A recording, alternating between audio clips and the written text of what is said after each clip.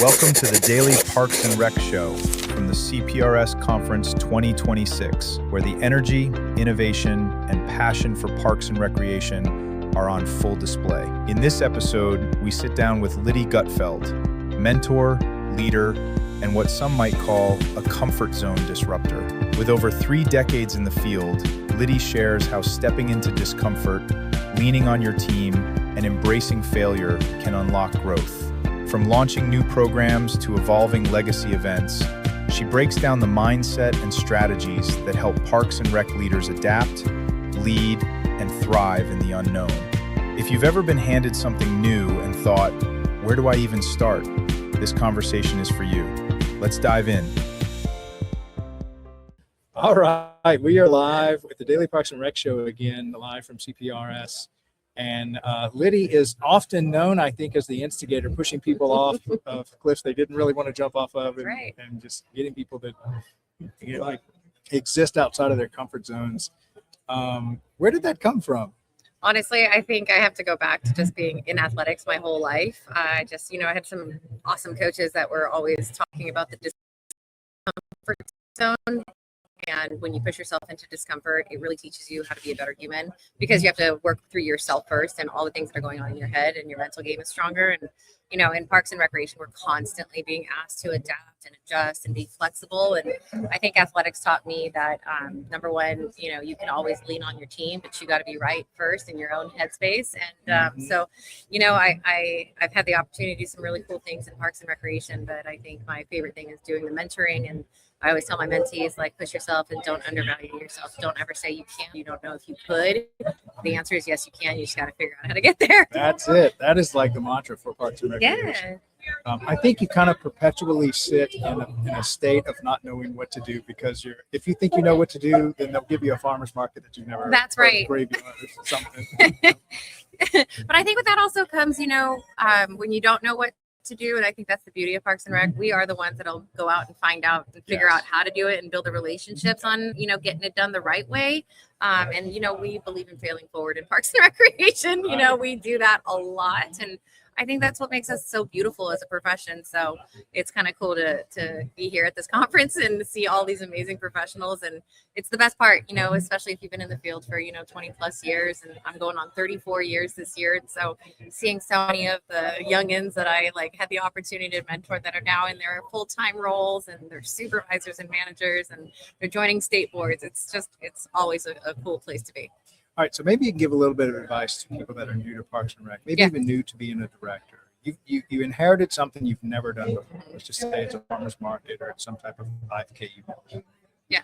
What are your kind of 1 through 10 steps that you do? I know nothing about this. I'm going to start diving into my network. What do you do to try to get some wisdom outside of your own experience? Yeah. So first and foremost, I always say just do your homework. Find out if there was anything there before. Even if it wasn't the farmer's market or that specific idea, was there something there that was in that space? Because you might have a population of people or employees that had an attachment to something, and so you really do have to make sure you have the history there. Number one. Number two is figure out what it is that you're actually going to need in a people sense, right? So your staffing wise, are you going to need people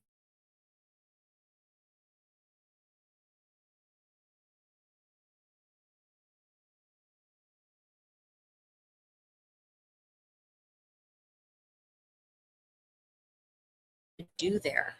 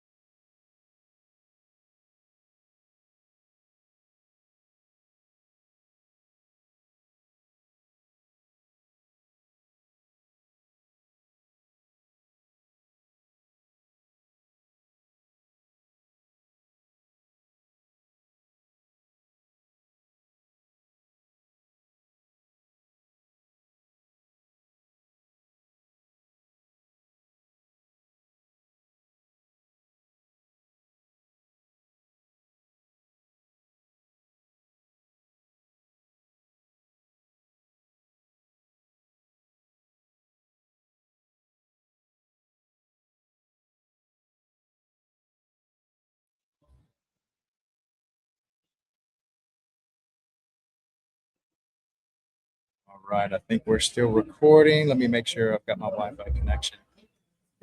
You're listening live. I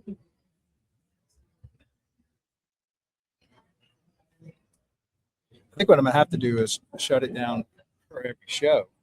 And then do a restart. Didn't share. Yeah, mine's been doing the same thing too.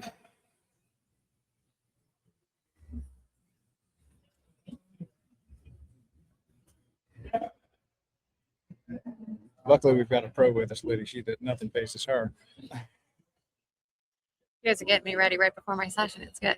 It's my warm up. That's it. Is this mic working? The Craig warm up. That's right. I've gotten so used to things falling apart. It's just like it's just like a wave hitting your boat going through the ocean. It's just nothing special.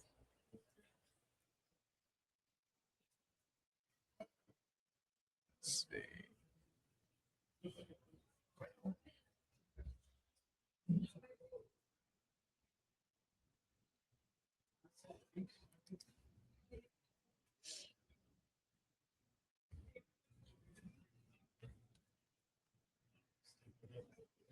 Hey, Joby, can you hear us? Thumbs up. Okay. Yeah, for some reason, my internet connection on my end's struggling, so I'm just trying to make sure it gets up and running. Continue.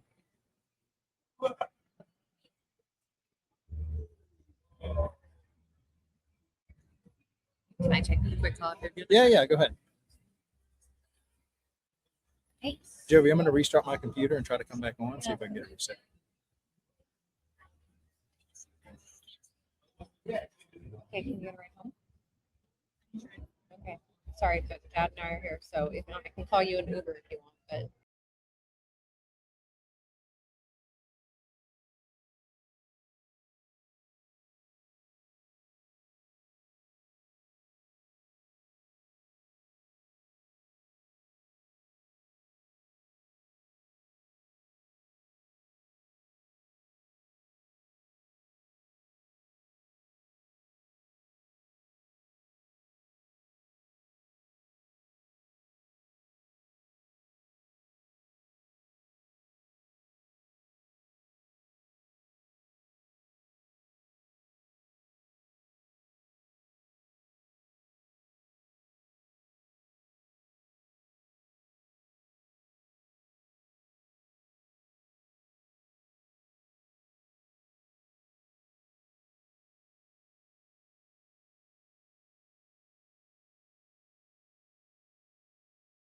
Before the game, before the lights, before the pressure, there's a moment most people never see.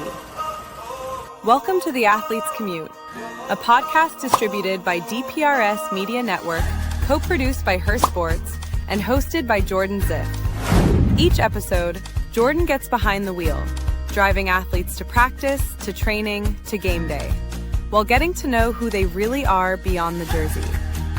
The mindset, the grind, the sacrifices, the moments no one talks about.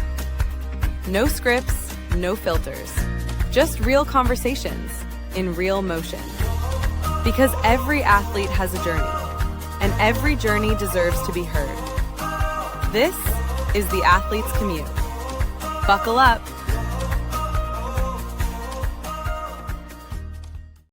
This year, we didn't just attend an event. We became part of something bigger. IPRA 2026 brought together leaders, innovators, and community builders, all united by one mission: to strengthen parks, recreation, and the people they serve.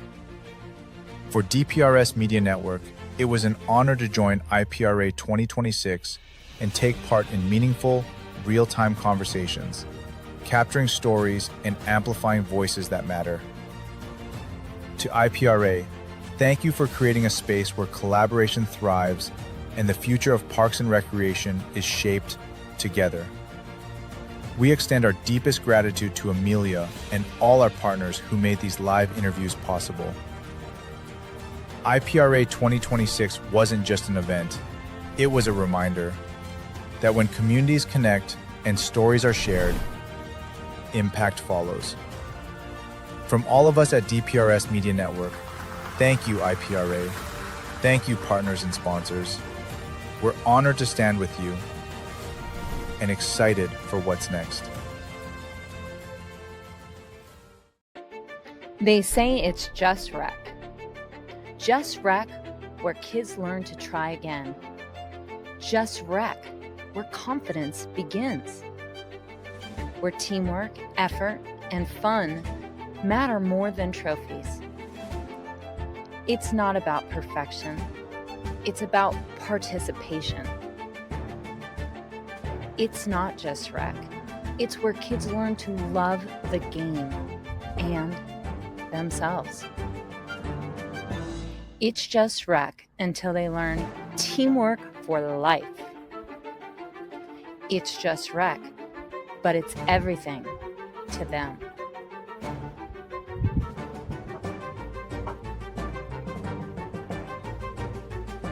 It's more than rec. It's a movement. It's just rec until you realize it's shaping the next generation. Together, we're not just running programs. We're building a culture of confidence, connection, and community. Join us. All right, I think we are back. All right, so Lydia, you were talking about the steps you would do to kind of start something new that you're not familiar with if you're a young parks and rec director. This coming from somebody who's been thrown new stuff for her whole career. Kind of what's the framework around you handling that? I think anytime we can do anything new, I think, for a long time we've been called the beg, borrow, and steal industry. It's really hard in Parks and Rec. There's so many great ideas that come out, and then you want to take everybody's ideas from another agency and try it in your own. But anytime you're going to have anything new, whether it be a new program, a new service, even a new department, is just really finding out what's the history. Was something there? What was in that space before? Just because the history of people who have an attachment, I have found the higher I go up the ladder, the more I see attachments are so important in Parks and Recreation. It really is, especially if you're tied to City Hall, right? If your office is at City Hall, there's somebody who's worked there for 30 plus years who knows the history. And I really encourage you to find out what was in that space and why it went away and what went wrong. Was it a community? Was it the city council?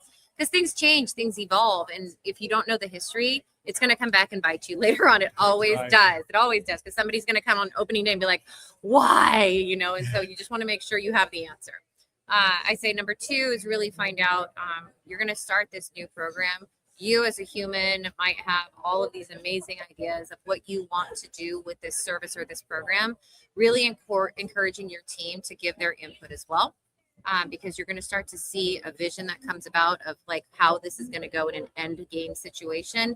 You want to have the people who are going to have the strengths that you need in that role and in that program. So a perfect example is a farmer's market. You can't have people that aren't going to be able to talk to people. So you might have some introverts that are much more comfortable teaching maybe an art class or something that's more quiet.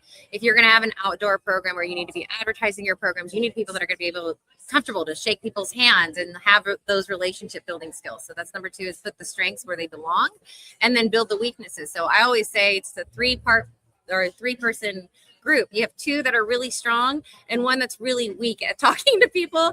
And then you start seeing and modeling, right? And so I think that there's a training opportunity for that. And then number 3 is any new program, don't wait until the program is done to evaluate it. You evaluate it every single week. So that is really something I try and push with all of our programs and services, just a weekly check-in, like how are your participants feeling, or what was the vibe? Like, were people asking questions? And if they're not, why? Like, why aren't they asking questions? Why don't they want to know about what we're doing, or why aren't they interested? And so once you start putting those things together, then you really can start to really push and see how this program that you've created or the service can evolve, and then see where it goes. Yeah, I like how you talk about how it's not really a static thing that you just start and then it's just fixed. You can never change anything, but it's more of an evolution, because many of the stuff that you do is every year. Say if it's a special event, you're going to do that same event. So you're looking for what did we do wrong? What could we do to improve? Right. Enhancement of services is really what you should be doing constantly in recreation. And I love legacy programs, but I don't think that there should ever be one program that is still the same that it was 50 years ago. That's super scary, because things have changed in the way that we serve people, the way that we even talk to people, the way that we register people is different, right? And so we should change as staff as well. We should change as the providers of what we're doing to enhance that. Branch Rickey, he was the first general manager that signed Jackie Robinson for the Dodgers. He had this saying that, when you come into an agency, you leave it better than you found it, right? And so I take that into like every single thing that I do. Is just every year, as soon as your big event is done, we just finished our 60th annual Heritage Day Parade. 60 years, like so much has happened in 60 years, right? But so for the 60th, I was really like, we're going to do like a pre-survey of where we're at. We're going to do a middle of like the meat survey, like when we are in it and everybody is super stressed, how we're feeling. And then we're going to do a debrief at the end. And the debrief was so interesting because so many people were like, here's definitely what we need to improve on next year. And it just all came down to like tiny little logistical things that could change.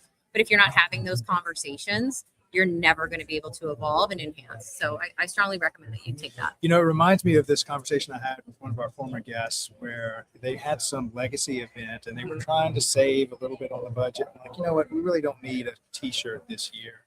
And oh my gosh, the people came out in Pittsburgh because she didn't know there were people collecting these shirts year after year after year. Is there any story like that? Yeah. You just kind of made it.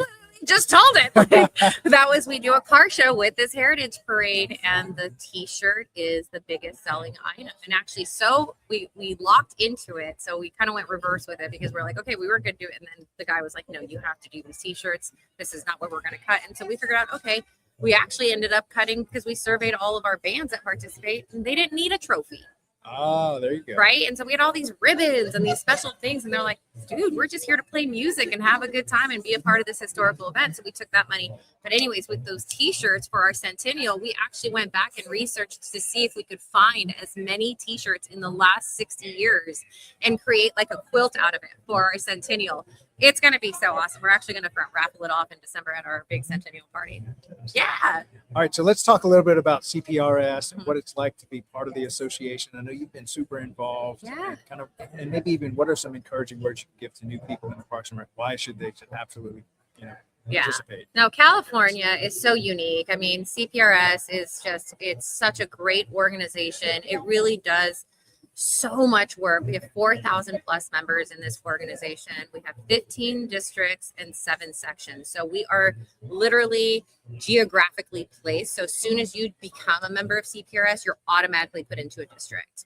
And then you have 7 sections that are really specific to what you do. So aquatics, education, administrators. Oh, I'm wearing my administrator shirt today.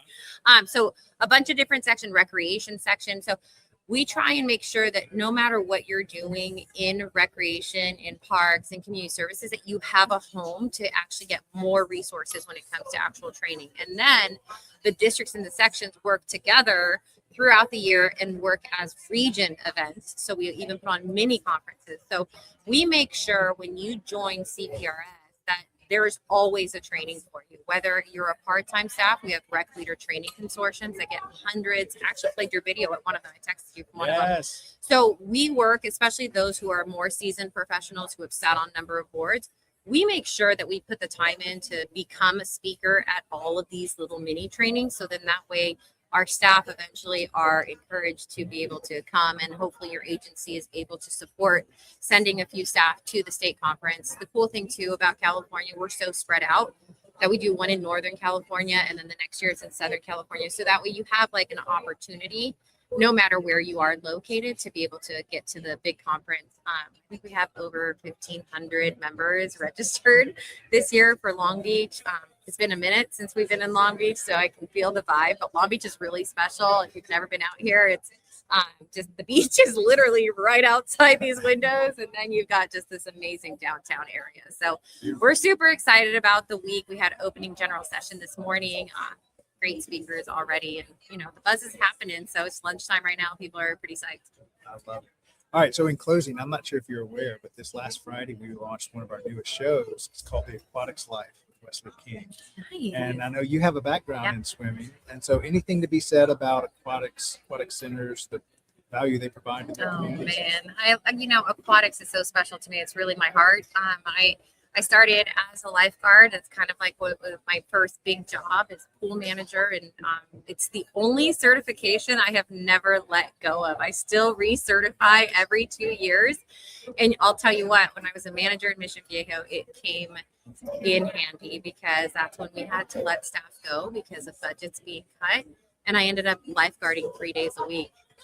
And so I went back to lifeguarding at the pools, but the cool thing was it actually brought me back to my roots, and I was able to reconnect with staff. But aquatics in general, I can't say enough. You know, there's so much discussion about cutting aquatic programs and aquatics not being essential. These are life-saving skills you cannot get anywhere else. And so if I can just do anything, it's just really say, you know, fight for your aquatics programs, fight for the swim lessons, and fight for that rec swim, because you don't know everybody's story, and you don't know how much of an impact aquatics can make in somebody's life. And I always, you know, I have a mentor, my biggest mentor, Jim Wheeler, and I hope you guys get to interview him this week. Yes. But he has always told me, you know, like it's the segue to 4 Olympic sports. If the minute you go into a swim lesson, you can do swimming, water polo, oh my God, I'm brain farting. It's where they dance in the water Aerobics. No, it's not water aerobics. Synchronized swimming. Yeah, synchronized swimming. And diving. So those are the right. 4 elements, right? So just you get opportunities the minute you step into the water, but more importantly, you get to feel good in the water, right? It's one of those lifelong sports. And if you look at the statistics and the data, you'll see that when you get into your older age, the highest recommended exercise is walking and swimming. Those are the 2 that will make you feel better as a human. And it really just touches every single muscle point in your body. It makes you feel good on the inside. Your mental game is so much stronger when you swim. And so I was a collegiate swimmer. Aquatics is life. Aquatics, I always say my perfume is chlorine. Yep. I love it. So I highly encourage aquatics, especially here in California, man. We've got water everywhere. And so if you haven't tapped into aquatics, don't be afraid. Even if you can't swim, we've trained some of the best non-swimmers to become great swimmers and lifeguards. And you know, try it, be a part of it, step in the water and see how it feels. We'll definitely have to get you on our show. It's Yes. every Friday, 1:30 p.m. Eastern time. And we just launched it last week. So I'd love to have you as a guest on that show. Yeah, no, definitely. We'll get the aquatic section on there too. Well, thank you so much for coming on the show today, My Lydia. pleasure. And thank you for orchestrating getting us here to do what we're Yes, doing. I'm so glad. I remember being in NRP. We're like, we're making it happen. That's right. You did it. Great job. Awesome. Thank you so much. Thank Lydia. you, Craig. Take Appreciate care. it. Are you a vendor, brand, or service provider ready to connect with the heartbeat of local communities? At DPRS Media Co., we tell the stories shaping parks and recreation across America. Through podcasts, live streams, videos, and newsletters, we reach frontline leaders, city directors, and decision makers every single week. From youth sports and facilities to programming and policy, our audience is your audience. Sponsoring or partnering with DPRS Media Co. puts your brand in front of the professionals who build, budget, and buy for their communities. Launching a new product, growing your presence in public spaces, targeting cities, counties, or departments, DPRS is your trusted media partner. Whether you're in software, turf, aquatics, robotics, smart cities, or special events, partnering with DPRS puts your brand in the story. With commercials, interviews, social campaigns, newsletters, and live shows, we're your media team. Partner with us and grow your impact in the $200 billion parks and rec industry. DPRS Media Co. Stories that move parks and rec forward. Your audience is here. Let's meet them.